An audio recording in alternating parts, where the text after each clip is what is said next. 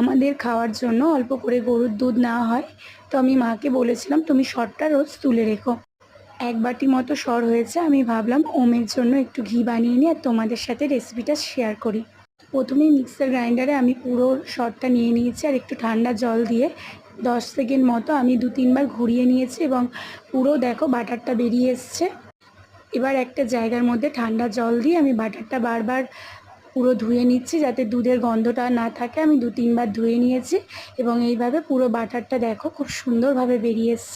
এবার আমি গ্যাসেতে কড়া বসিয়ে কড়াটা একটু গরম হয়ে গেছে, পুরো বাটারটা দিয়ে সমানে নেড়ে যেতে হবে যাতে নিচে পোড়া লেগে না যায়। মিডিয়াম আছে আস্তে আস্তে নেড়ে যেতে হবে যাতে নিচে পোড়া লেগে না যায় এবং এইভাবেই বাটার থেকে ঘিটা লাস্টে ছেড়ে দেবে এবং যখন ঘিটা লাল হয়ে যাবে তখন গ্যাস বন্ধ করে একটা সুতির কাপড়ে আমি ঘিটা ছেঁকে নিয়ে ঠান্ডা করে নিয়েছি এবং আগেও বানিয়েছিলাম, তার মধ্যেই ওটা ঢেলে নিলাম। নিয়ে